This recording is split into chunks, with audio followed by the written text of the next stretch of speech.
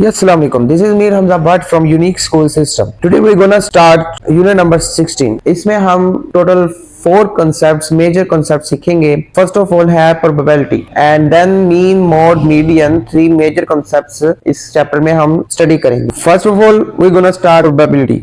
कि probability का मतलब है कि एक event के कितने chances हैं कि वो appear हो. So question number 1 हम solve करते हैं. So question number 1 states that what is the probability of choosing S from the letters of the word photosynthesis. अब किसी भी event की probability का formula होता है कि वो event कितनी दफा appear हुआ है and divided by और टोटल आपके पास सैंपल कितने हैं. So सबसे पहले हम फोटोसिंथेसिस में टोटल लेटर्स 14 है. So S के नंबर्स देखते हैं कि S कितनी दफा अपेयर है. तो S की जो टोटल नंबर है वो है 3. सो किसी भी इवेंट की प्रोबेबिलिटी का फार्मूला आता है the total number of event appears divided by total number of sample. So हमारे पास S 3 टाइम्स आया और टोटल सैंपल जो हमारे पास है वो है 14. So question number 2 state that find the probability of getting a yellow ball from a bag of 13 yellow balls and 17 blue ball. So सबसे पहले हम देखते हैं कि बैग में टोटल नंबर ऑफ बॉल्स कितनी है. तो 13 प्लस 17 टोटल हमारे पास बॉल्स आ गई 30 और येलो बॉल्स कितनी है. Total number of yellow balls are 13. So probability इसकी क्या निकलेगी.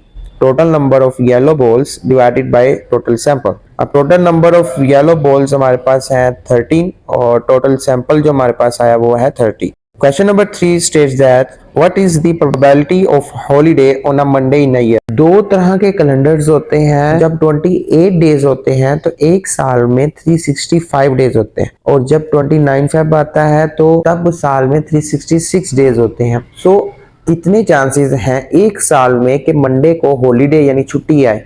तो साल में हम टोटल सैंपल 366 डेज भी ले सकते हैं 365 डेज भी ले सकते हैं. मैंने सपोज किया है कि एक साल में 365 डेज होते हैं और हमारे पास टोटल जो वीक्स होते हैं 52 वीक्स.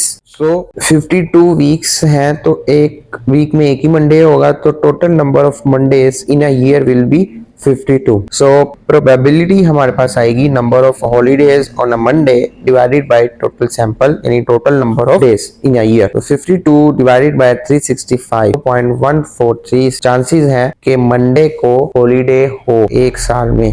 ये वो इवेंट्स थे जो अपेयर हुए हैं यानी कि जिनके चांसेस हैं कि ये अपेयर होंगे. अब कोई ऐसा इवेंट जो अपेयर हो ही नहीं सकता जिसके कोई चांसेस ही नहीं है. जैसे मिसाल के तौर पे हम कह सकते हैं कि आज के दिन के कितने चांसेस हैं कि आज बारिश हो. तो हम उसकी प्रोबेबिलिटी निकाल सकते हैं कि बारिश हो सकती है. लेकिन अगर हमने प्रोबेबिलिटी निकालनी है कितने चांसेस हैं कि आज के दिन बारिश ना हो तो ऐसे इवेंट्स जो अक्कर नहीं हो सकते तो उनकी प्रोबेबिलिटी हम कैसे निकाल सकते हैं. सबसे पहले हम सपोज करके उसकी प्रोबेबिलिटी निकालेंगे कि इतने चांसेस हैं कि ये हो सकता है ये अक्कर हो सकता है.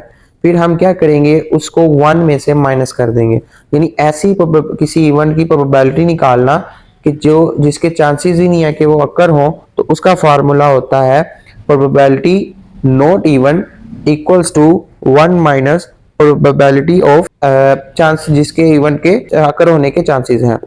So question number 4 states that a bag contains a large number of colorful ribbons. The probability of selecting a white ribbon is 1/7. इसमें उसने हमें probability के white ribbon को select करने की probability उसने दे दी हुई है वो है 1/7. कह रहा है what is the probability of selecting a ribbon which is not white.